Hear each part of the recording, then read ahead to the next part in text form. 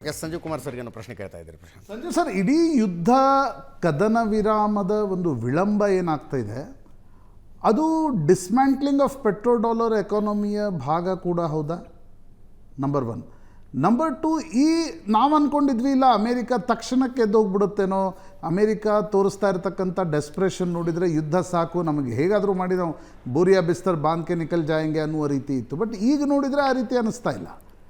ಮತ್ತು ಇರಾನ್ ಕೂಡ ಮಾತುಕತೆಗೆ ನಾವು ಹೋಗಲ್ಲ ಅಂತಕ್ಕಂಥದ್ದನ್ನೆಲ್ಲ ಗಮನಿಸಿದರೆ ಚೈನಾ ಮತ್ತು ಅಮೇರಿಕಾ ನಡುವಿನ ಪ್ರಾಕ್ಸಿ ವಾರ್ ಈ ಕದನ ವಿರಾಮದ ರೂಪದಲ್ಲೂ ಕೂಡ, ಕದನ ವಿರಾಮ ವಿಳಂಬದ ರೂಪದಲ್ಲೂ ನಡೀತಾ ಇದೆ.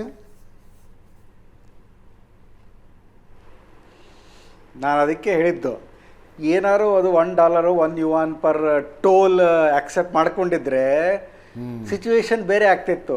This is a Trump's strategic blunder ಇದು. ಅವರು ಇರಾನನ್ನು ಅರ್ಥ ಮಾಡ್ಕೊಳ್ಳೋಕ್ಕಿಂತ ಮುಂಚೆ ಚೈನಾನ ಅರ್ಥ ಮಾಡ್ಕೋಬೇಕಾಗಿತ್ತು. ಸೀಸ್ ಫೈರ್ ಅದೇನು ಪಾಕಿಸ್ತಾನ್ ಇಸ್ಲಾಮಾಬಾದ್ ಟಾಕ್ಸ್ ಆದ ತಕ್ಷಣ ಮುಂದಿನ ಡೆವಲಪ್ಮೆಂಟ್ಸ್ ಏನದು, ಇಲ್ಲಿ ನಮಗೆ ಟ್ರಸ್ಟ್ ಇಲ್ಲ ಅಂತಂದು ಇರಾನಿಯನ್ ಲೀಡರ್ಶಿಪ್ ಹೇಳ್ತು. ಆ ಕಡೆಯಿಂದ ಚೈನಾ ಏನಂತು, ಯುದ್ಧ ಏನಾರು ಇಂಟೆನ್ಸಿಫೈ ಆದರೆ ನಾವು ಪೋರ್ಟೇಬಲ್ ಗೈಡೆಡ್ ಮಿಸೈಲ್ಸ್ ಕೊಡ್ತೀವಿ. ಅದರದೊಂದು ಇಂಡಿಕೇಶನ್ ಏನಪ್ಪ ಅಂತಂದರೆ, ನಾವು ಚೈನಾ ಅದ್ರ ಉದ್ದೇಶ ಯುದ್ಧಕ್ಕೆ ಬರೋದು. ಚೈನಾ ಯಾವತ್ತೂ ಯುದ್ಧದ ರೂಟಿಂದ ಗ್ಲೋಬಲ್ ಪೊಲಿಟಿಕಲ್ ಎಕಾನಮಿ ಮೇಲೆ ಕಂಟ್ರೋಲ್ ಮಾಡಲ್ಲ, ಅಮೇರಿಕನ್ ಥರ. ಚೈನಾದವ್ರದ್ದು ಏನು, ಅವರು ಒಂಥರ ದೇ ಆರ್ ದ ಬೆಸ್ಟ್ ಕ್ಯಾಪಿಟಲಿಸ್ಟ್ಸ್. ಅವರು ಬಂಡವಾಳ ಹಾಕಿ ಆಮೇಲೆ ಅದನ್ನು ಎಕನಾಮಿಕಲಿ ಕಂಟ್ರೋಲ್ ಮಾಡಿ ಒಂದು ಡ್ರೈ ಅಪ್ ಮಾಡಿಬಿಡ್ತಾರೆ. ಈಗ ಫಾರ್ ಎಕ್ಸಾಂಪಲ್ ಬಾಂಗ್ಲಾದೇಶ್ ಹಂಗೆ ಪರಿಸ್ಥಿತಿ ಆಯಿತು, ಶ್ರೀಲಂಕಾ ಡೆಪ್ ಟ್ರ್ಯಾಪ್ಟ್ ಅಂತ ಏನಂತೀವಿ. ಅದಕ್ಕೆ ಇರಾನಿಗೆ ಶ್ರೀಲಂಕಾ ಆಯಿತು, ಬಾಂಗ್ಲಾದೇಶ್ ಆಯಿತು. ಇರಾನ್ ಜೊತೆಗೆ ಅವ್ರು ಏನು ಸ್ಟ್ರಾಟಜಿ ಅಪ್ಪ ಅಂತಂದರೆ, ಸಿಂಪಲ್ ಸ್ಟ್ರಾಟಜಿ ಅವ್ರದ್ದು. ಈಗ ಏನು ವ್ಯಾಕ್ಯೂಮ್ ಕ್ರಿಯೇಟ್ ಆಯ್ತಲ್ಲ, ಈಗ ಇರಾನ್ ಅಂಡ್ ಇಸ್ರೇಲ್ ನಡು ಮಧ್ಯದಲ್ಲಿ ಏನೊಂದು ರೆಸಿಸ್ಟೆನ್ಸ್ ಕೊಟ್ಟರು ಇರಾನ್ನವರು, ಅದು ಚೈನಾರಿಗೆ ಅಡ್ವಾಂಟೇಜ್ ಆಯಿತು. It is for the Chinese advantage. ಇರಾನಿಗೇನು ಅವ್ರಿಗೆ ಸಸ್ಟೈನ್ ಮಾಡೋದು ವಾರ್ ಆಫ್ ಅಟ್ರಿಷನ್ನು. ಯಾಕೆಂದರೆ ಬೂಟ್ಸ್ ಆನ್ ದ ಗ್ರೌಂಡಿಗೆ ಹೋಗೋಕ್ಕೇನು, ಬೂಟ್ಸ್ ಆನ್ ದ ಗ್ರೌಂಡಿಗೆ ಹೋಗ್ಬೇಕು ಅಂತಂದರೆ ಇಲ್ಲಿ ಅವ್ರ ಲ್ಯಾಂಡಲ್ಲಿ ಇಳಿದು 50 ಕಿಲೋಮೀಟ್ರ್ ತನಕ ಜಂಗಲಲ್ಲಿ ಹೋಗ್ಬೇಕು. ಆ ಜಂಗಲ್ ಒಳಗೆ ಹೋಗ್ಬೇಕಾದ್ರೆ ಅವ್ರು ಹೆಂಗೆ ಮಾಡಿದಾರಪ್ಪ ಅಂತಂದರೆ, ಈಗೊಂದು ಟ್ರೀಸ್ ಇರ್ತವೆ, ಆ ಟ್ರೀಸ್ ಅಡಿಗೆ ಮಿಸೈಲ್ ಸಿಸ್ಟಮ್ಸ್ ಇಟ್ಟಿದ್ದಾರೆ. ಹಿಂಗೆ ಟ್ರೀ ಓಪನ್ ಆಗುತ್ತೆ, ಮಿಸೈಲ್ ಹೋಗಿ ಆಮೇಲೆ ಒಳಗಿಂದನೇ ಸುರಂಗಗಳು ಮಾಡಿದ್ದಾರೆ. ಸೊ ಹಂಗಾಗಿ ಯು ಕೆ ನಾಟ್ ಐಡೆಂಟಿಫೈ ಎಲ್ಲಿಂದ ಬಂದು ಯಾವಾಗ ಅಟ್ಯಾಕ್ ಆಗುತ್ತೆ ಅಂತಂದು. So boots on the ground would have ಮತ್ತೊಂದು ವಿಯೆಟ್ನಾಂ ಆಗುತ್ತೆ ಅಮೆರಿಕದ ಪಾಲಿಗೆ ಬೂಟ್ಸ್ ಆನ್ ದ ಗ್ರೌಂಡ್ಸ್ ಆದರೆ. ಆಲ್ರೆಡಿ ವಿಯೆಟ್ನಾಂ ಆಗಿದೆ ಪರಿಸ್ಥಿತಿ. ಈವನ್ ಈ ನೋಬೆಲ್ ಬ್ಲಾಕೆಟ್ ಆದರೂ ಕೂಡ ನಾಳೆ ಚೈನಾದವರು ಅವ್ರಿಗೆ ಆರ್ಮ್ಸ್ ಆ್ಯಂಡ್ ಅಮ್ಯುನಿಷನ್ ಸಪ್ಲೈ ಮಾಡಲ್ಲ ಅನ್ನೋದು ಏನು ಗ್ಯಾರಂಟಿ? ಯಾಕಂದರೆ ಚೈನಾಗೆ ಒಂದು ದೊಡ್ಡ ಉದ್ದೇಶ ಇದೆ. ಇಲ್ಲಿ ರಷ್ಯಾಗೆ ಆಗೋಕ್ಕಿಂತ ಅಡ್ವಾಂಟೇಜ್ಗಿನ್ನ ಜಾಸ್ತಿ ಚೈನಾಗೆ ಅಡ್ವಾಂಟೇಜ್ ಆಗುತ್ತೆ. ಪೂರಾ Swift economy, petro dollar ಎಕಾನಮಿನೇ collapse ಆಯ್ತಂತಂದರೆ ಆಮೇಲೆ ಪೂರಾ ಆಯಿಲ್ ಟ್ರೇಡನ್ನು ಚೈನಾ ಕಂಟ್ರೋಲ್ ಮಾಡ್ಬೋದು. ಸೊ ಇದೊಂದು ಇಟ್ಸ್ ಎ ಗ್ರ್ಯಾಂಡ್ ಸ್ಟ್ರಾಟಜಿ ಚೈನಾದ್ದು. ಇದನ್ನು ಅರ್ಥ ಮಾಡಿಕೊಂಡು ಟ್ರಂಪ್ ಅವರು ಸ್ವಲ್ಪ ಇದನ್ನ ಒಂಥರ ಮಾಡರೇಟ್ ಆಗಿ ಇದನ್ನು ಹ್ಯಾಂಡಲ್ ಮಾಡಬೇಕಾಗಿದೆ. ಅಂದರೆ ಇರಾನ್ ಫಿಯಾಸ್ಕೋದಿಂದ ಬೇಗ ಅಮೆರಿಕಕ್ಕೆ ಹೋಗ್ಲಿಕ್ಕೆ ಚೈನಾ ಮತ್ತು ರಷ್ಯಾನೂ ಬಿಡಲ್ಲ, ಬಡ್ದಾಡ್ಕೊಂಡಿರಿ ಇಲ್ಲೇ ಅಂತ. ಈಗ ಇರಾನ್ ಎಷ್ಟೇ ಆಗಲಿ ಕೊಲ್ಯಾಪ್ಸ್ ಆಗೋದಷ್ಟು ಈಸಿ ಅಲ್ಲ ಅಮೇರಿಕಾದವ್ರು ಅಂದ್ಕೊಂಡಂಗೆ. ಇರಾಕಿಗೆ ಯಾರೂ ಸಪೋರ್ಟ್ ಮಾಡಲಿಲ್ಲ. ಕಾರಣ ಯಾಕಪ್ಪ ಅಂತಂದರೆ, ಇರಾಕ್ ಅಫ್ಘಾನಿಸ್ತಾನ ಎಕ್ಸಾಂಪಲ್ ಇಟ್ಕೊಂಡು ಇವರು ಏನಾದರೂ ಇದಕ್ಕೆ ಹೋಗಿದ್ರೆ, ಇರಾನ್ಗೆ ಹೋದರೆ that's A great strategic blunder.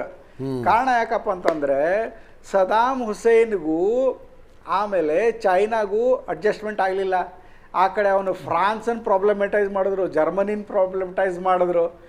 So ಹೀಗಾಗಿ ಒಂದು ಕ್ವಶನ್ ಸುನೀಲ್ ಪಂಡಿತ್ ಅವರಿಗೆ ತೆಗೆದುಕೊಳ್ತಾ ಇದ್ದೀನಿ. ಸಂಜೀವ್ ಕುಮಾರ್ ಸರ್, ಸುನೀಲ್ ಪಂಡಿತ್ ಅವರೇ, 2 ದಿವಸಕ್ಕೆ ಕದನ ವಿರಾಮದ ಗಡುವು ಮುಗಿತು. 22ನೇ ತಾರೀಕಿನ ತನಕ ಇರುವ ಕದನ ವಿರಾಮ ಇದು.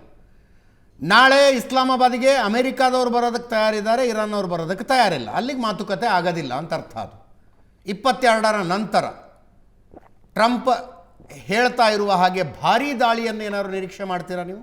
ಮತ್ತೊಂದು ಸುತ್ತು ಯುದ್ಧ ಶುರುವಾಗುತ್ತಿದ್ದು ಅಂತ?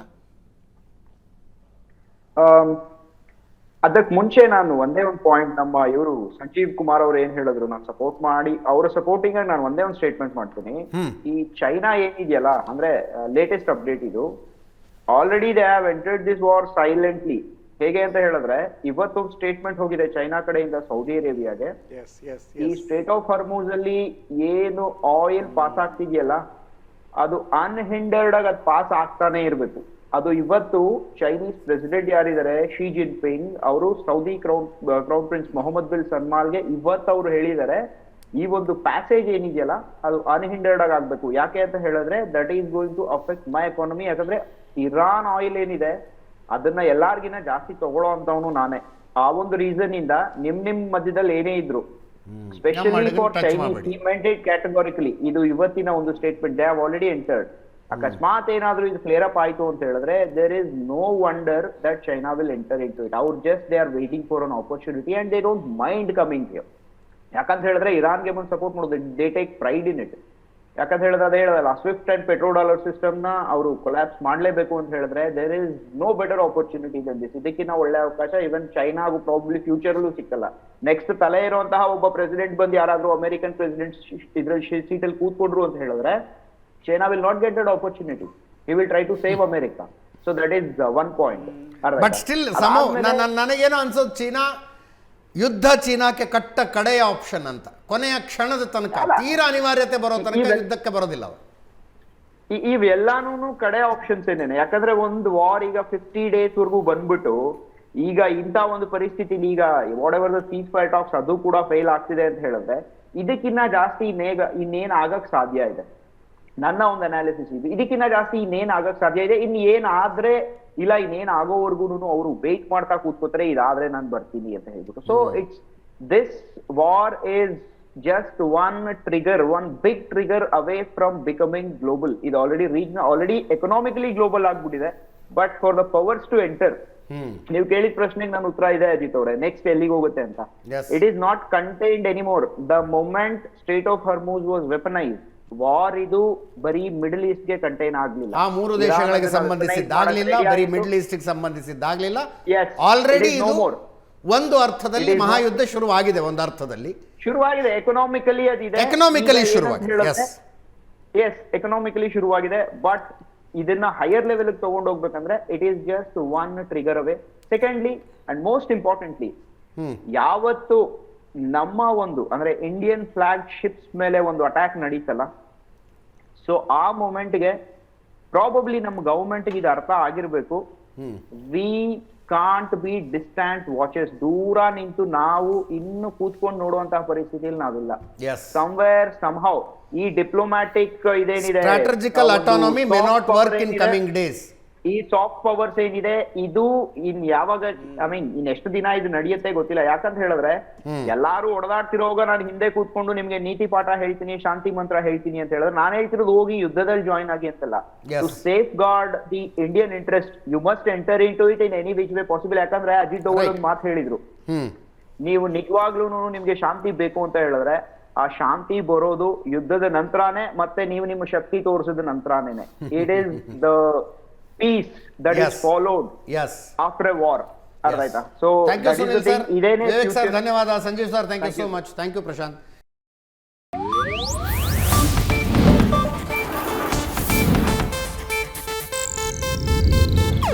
ಇದು ಏಷ್ಯಾನೆಟ್ ನ್ಯೂಸ್ ನೆಟ್ವರ್ಕ್ ಪ್ರಸ್ತುತಿ.